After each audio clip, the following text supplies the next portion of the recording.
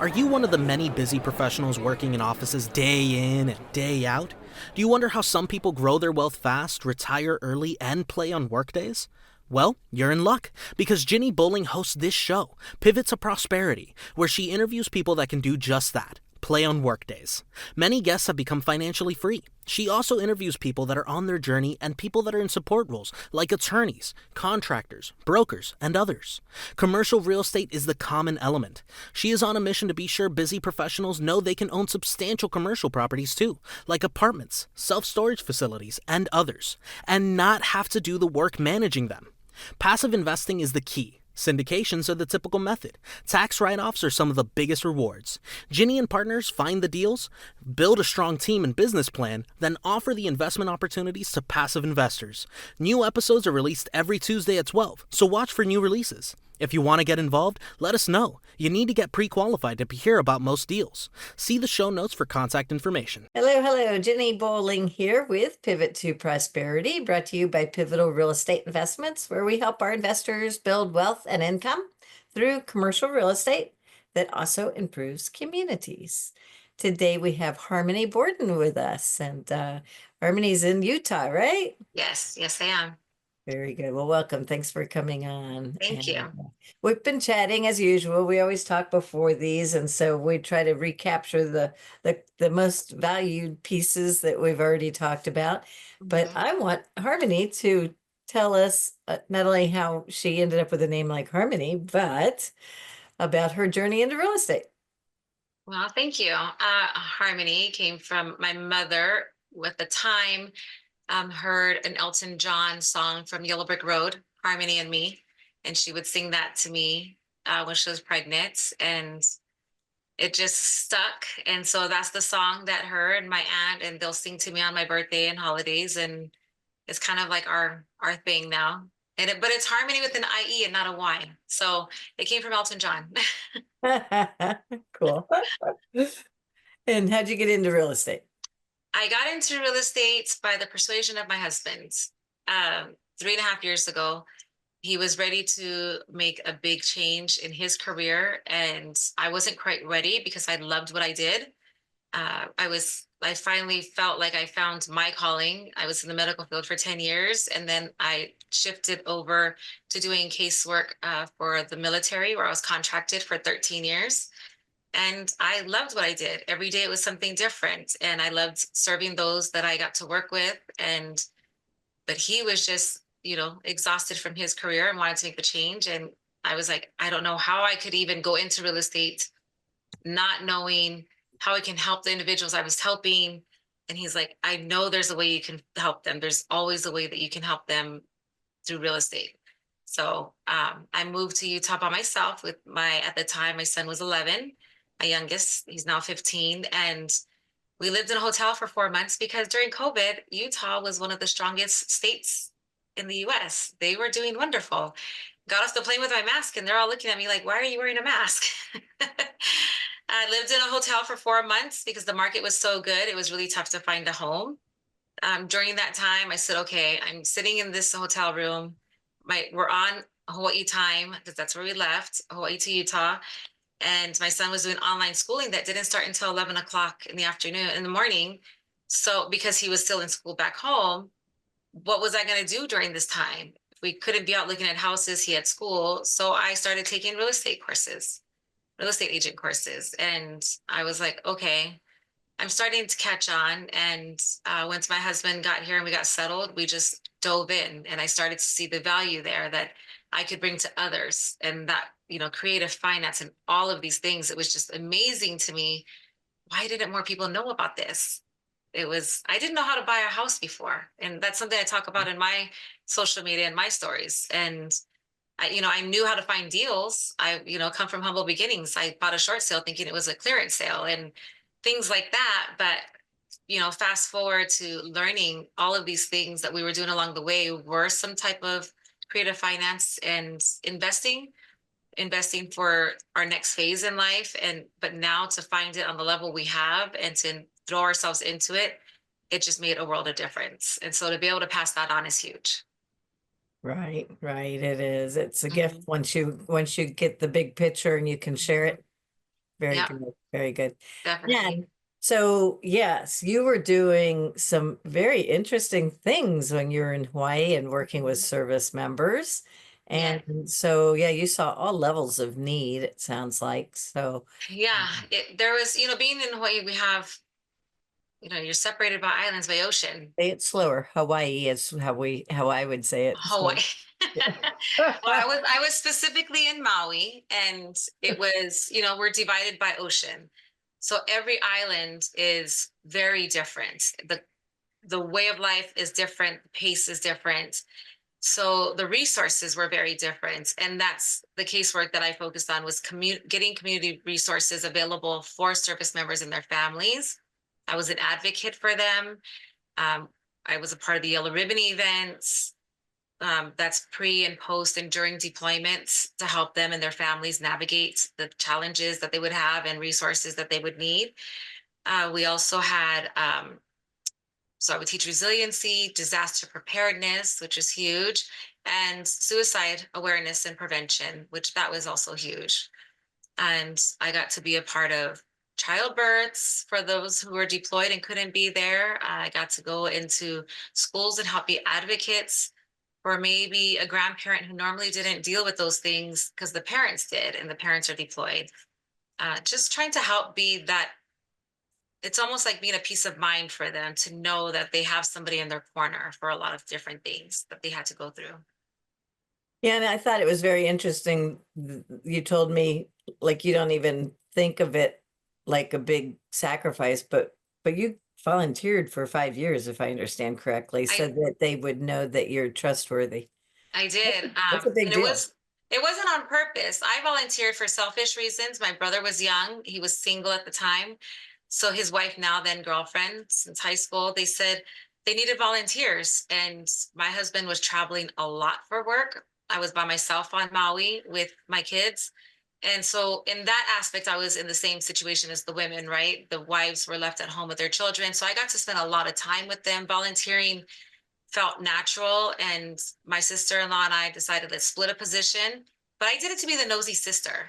My brother wasn't going to tell us stuff. So how else would I find out other than to volunteer? And I've always grown up knowing you got to rub elbows with those that are there to understand and get the inside. So that was why I initially started volunteering, for selfish reasons. My mom. I'm one of 8 with my mother, and my brother's the only boy, and he's right under me. We're very close, so it was to kind of give ourselves peace of mind, our mom peace of mind. And so I started off volunteering during first deployment after the 2003 deployment. And then when the position came available a few years later, they I say they, and it was service members who called me and said, hey, this position's open. Will you come and work?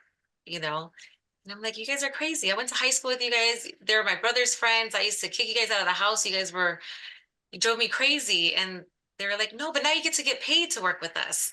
And then one of the colonels called me and said, they kept hearing my name. So finally, I decided, okay, let's see what this is about. And I went and looked into it some more. And it honestly was a great fit. It really was who I was. I'm a resourceful person. I love helping others. So it just Yeah. made sense. Yep. People that are service oriented, they can spot those positions that are a good match pretty well Hmm. usually, I think. So Right. I get it. Well, great. Well, so then you were helping them deal with what's going to happen while he's gone and do some planning, which often involves financial planning, which means that there's ways, because we know real estate gets into finances. There's lots of ways that you can still help, even in Utah. Yes. So I would bring them in resources to help them understand. And that was a big part of it. Being so far from the US in the islands, resources are very scarce. So in the military in California, you will have triple the amount of resources available to you, and military resources for a lot of these things. So finding resources within the communities that could help them. And if we had finances, finding the financial planners, and it was more finding individuals who could help them not sell them something, help them understand their own, whether it be finances, whether it be, even within the medical community, because we only have a small VA over there, and it's so inundated, right? All VAs are very inundated with a ton of traffic, and they don't have the resources, especially now. So finding ways to navigate that, anything within their day to help them navigate it a little bit better, is where I would come in and try to sit down and understand what their needs were, because sometimes they thought their needs were this, and after listening to them, it was really not as big, and it was just this over here that made it seem bigger. Just kind of being that ear for them. Was military life, or is military life for them in Hawaii or Maui particularly stressful? Or are they doing more like defense almost work that's more office like? No. So at the time, my brother was deployed with an infantry. So it was not office whatsoever. I mean, you have your full-time staff that do office work, but no, when they were being deployed, they were being deployed to Iraq right after 9/11. And so it was very stressful, not understanding. And remember, there were National Guard and reservists who were going, and active duty wasn't what they trained, but they weren't prepared for initially for the everyday. Service members were more prepared than their families. More definitely, Right. they were ready to serve. The families were like, "Wait a second, we didn't sign up for this," and the service members reminded them, "Yes, we did. It's just not what we do every day because we're in the guard or in the reserve." So getting them to get past that phase of understanding, and I would myself started off volunteering, definitely understood where the families were coming from, but our biggest was to find ways to help them. I was trying to find ways to help my brother through that, not stress about what was going on at home, the little things that maybe, our mom, single mom most of the time, and our sisters were always something. And we didn't want him to have to worry about things. And at the same time, they were doing that with us, right? And my oldest son, he was 8, I think, at the time, maybe even younger.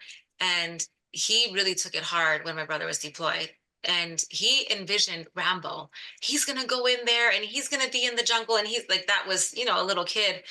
So when I talked to my brother, I'm like, you need to put it in perspective for him. Be very open and honest. Like, you have a pool there. You're behind, gates. You guys have your own little thing going on there. You're not always out there in the field every single day.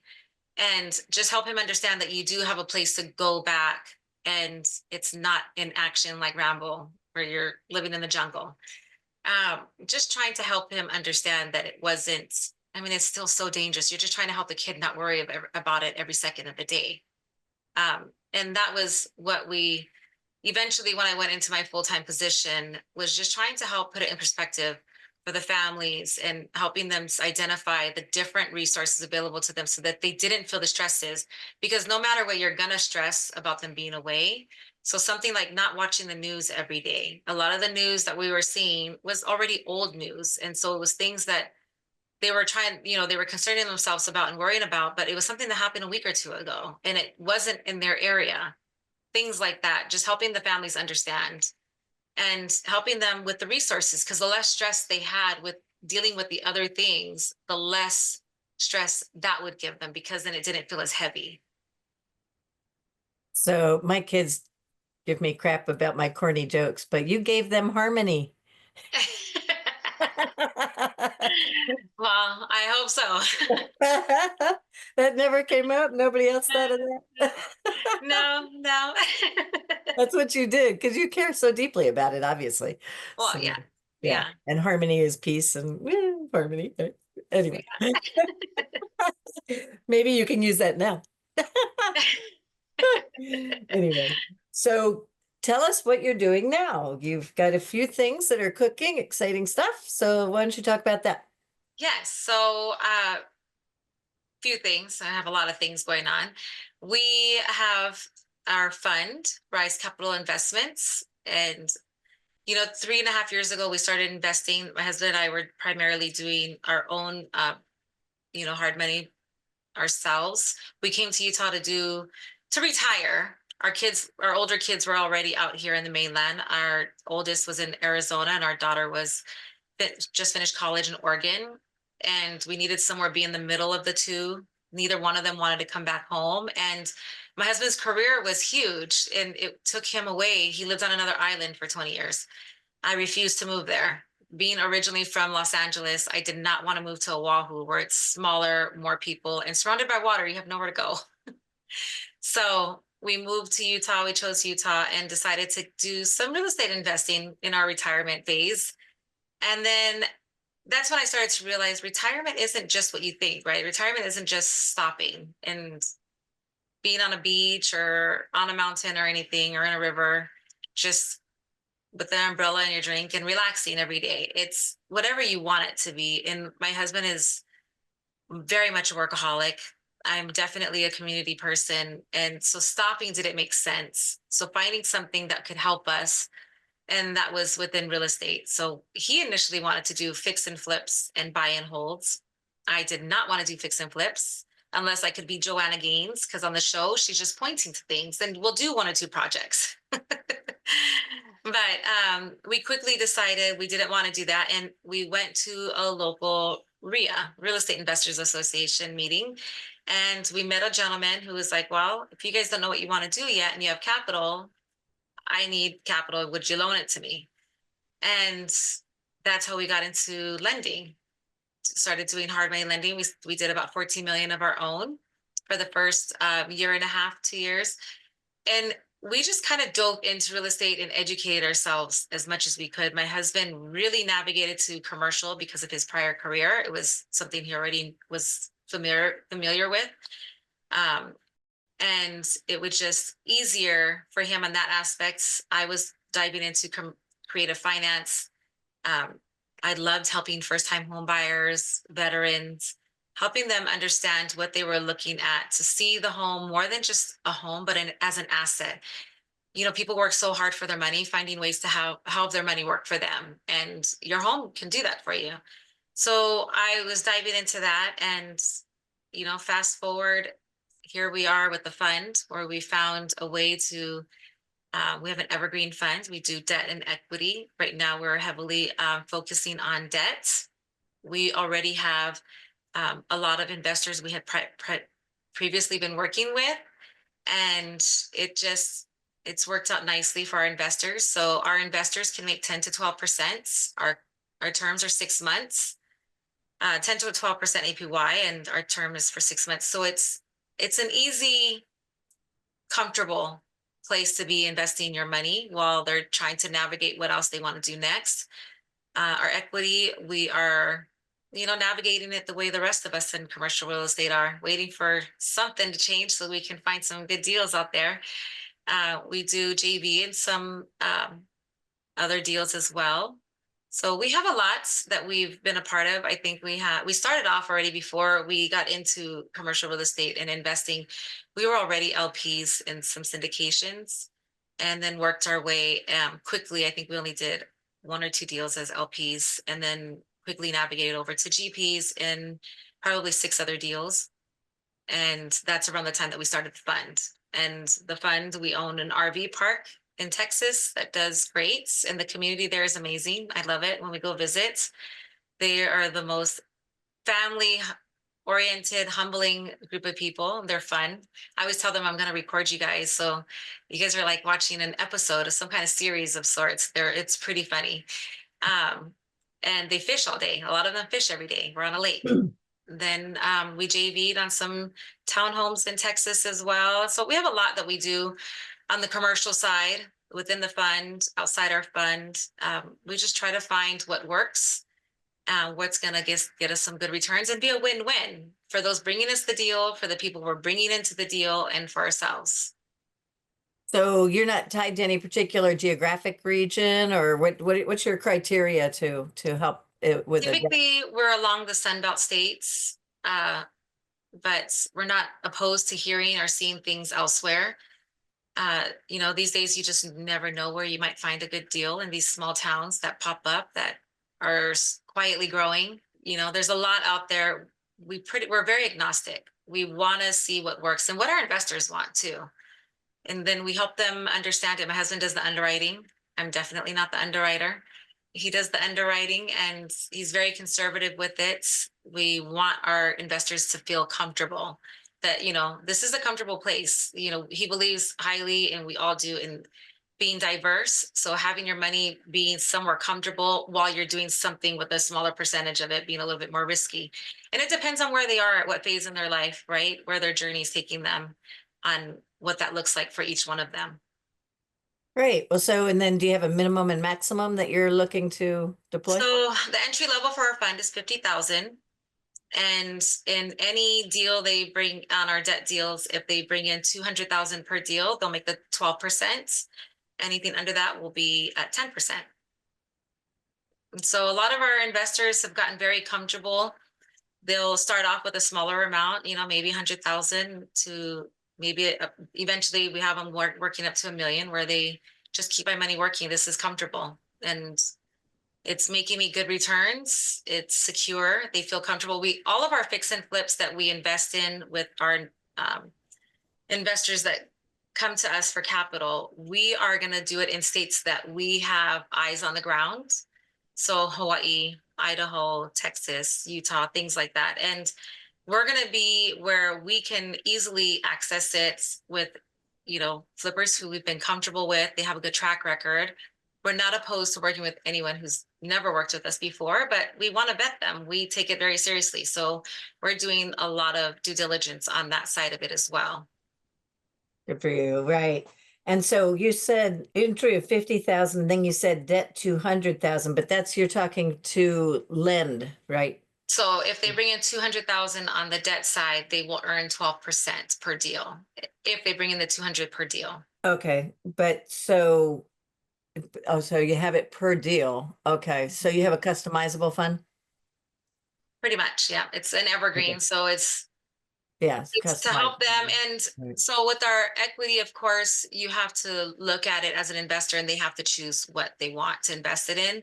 On our Right. debt side, they can say, you know, just keep it working for me, and they just sign the papers and we just keep that working. They don't look at the deal, but we do provide in our platform, they will go on there and see everything about that deal if they ever wanted to, all of our underwriting. So, but there's no lien position for them, We for only them. sit in first lien position You guys as the fund, as right? the fund.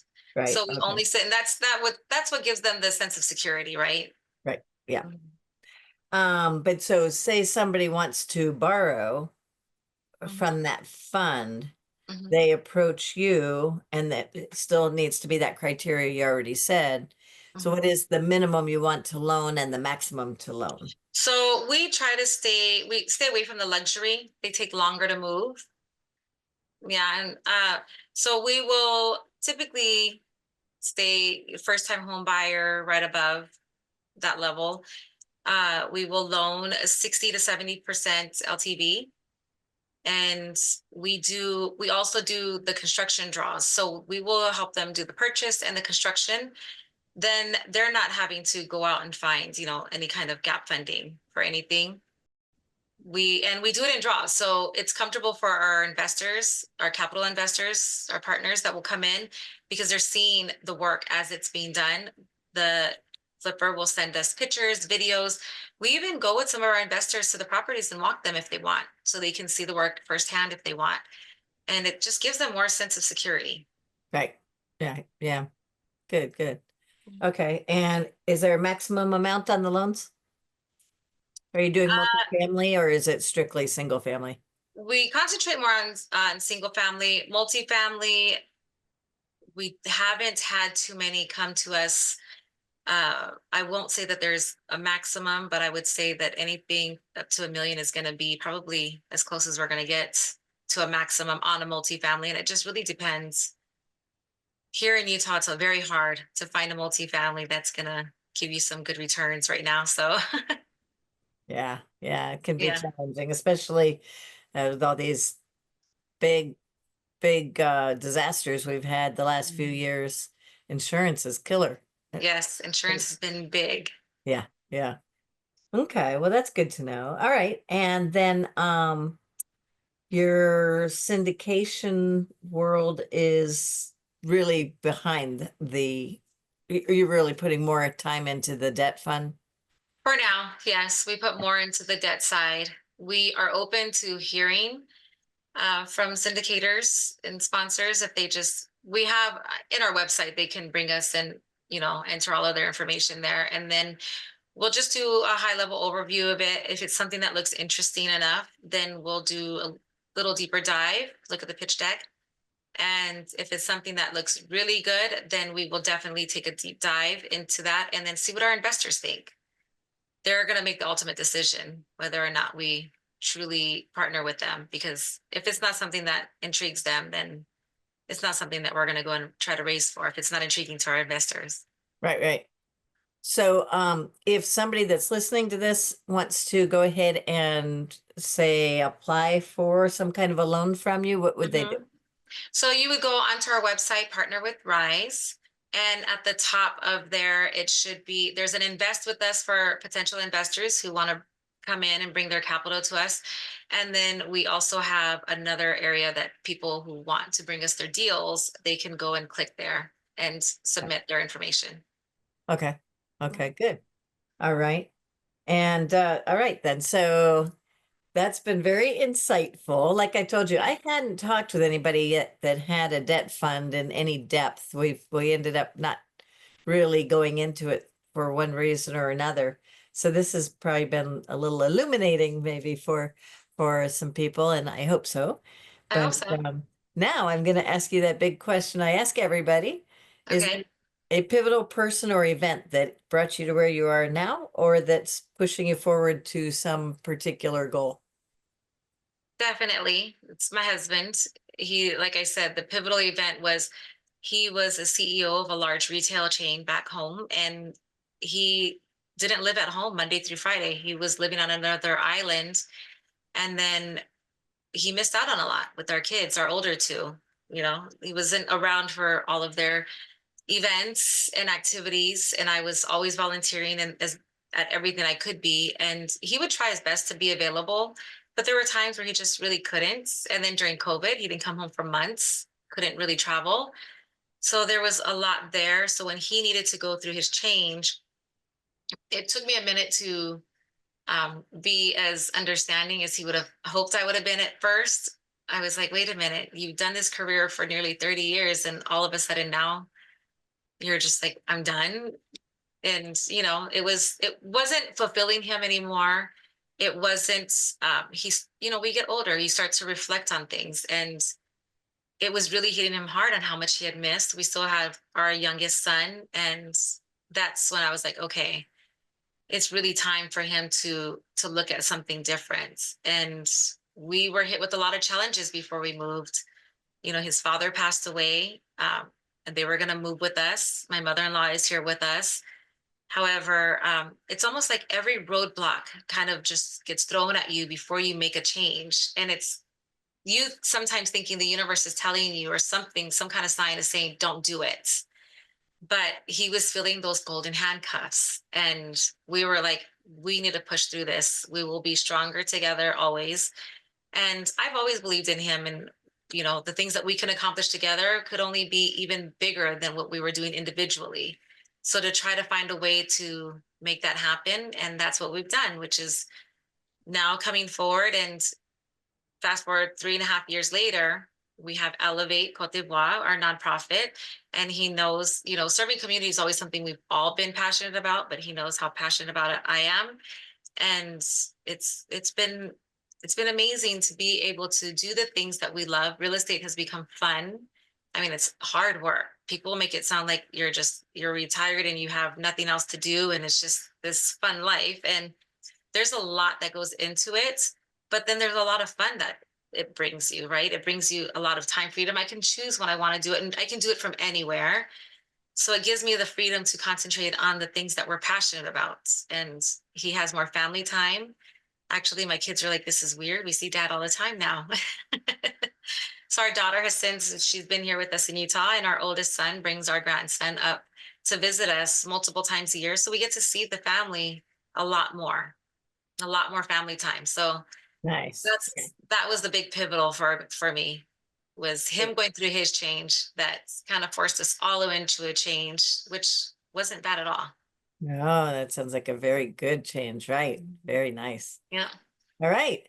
And you'd said something you just briefly mentioned, your nonprofit, but I want you to give a chance to talk about it. So why don't you explain it? Yeah.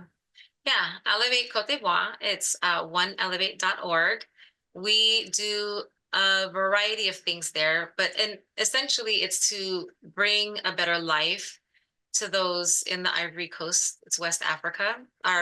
The founder and our partner is from there.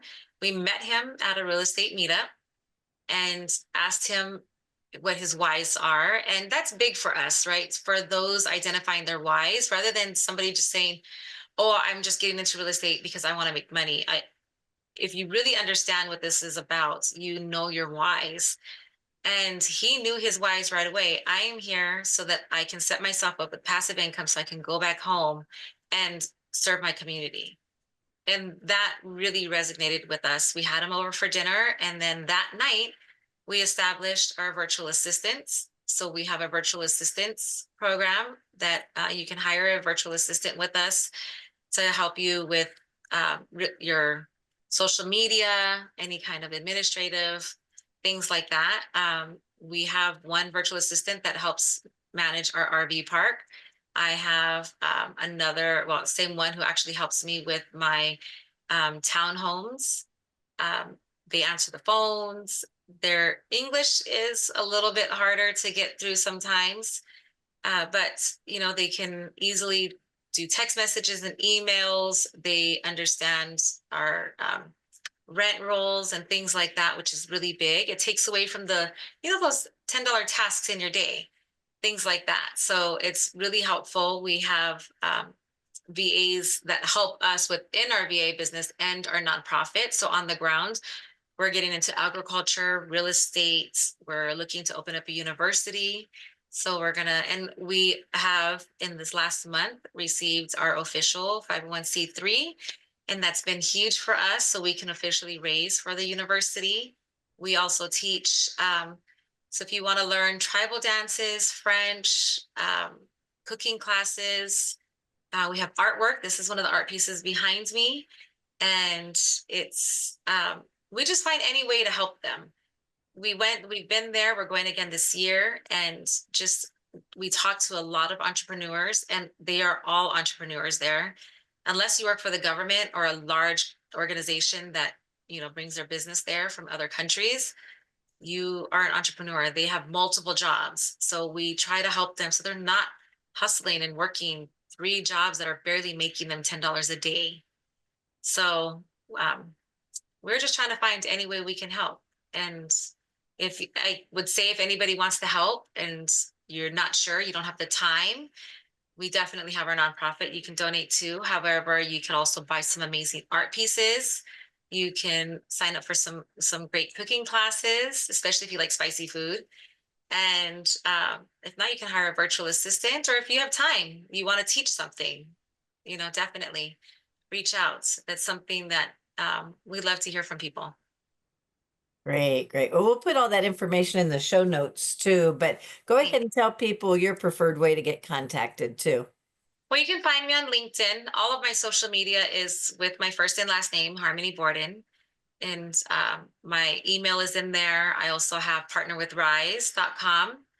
And yeah, I hope you can reach out. If there's anything that I can help someone along their journey, even if it's not something that we do, we're passionate about helping you find the right connection. And that's what it's all about.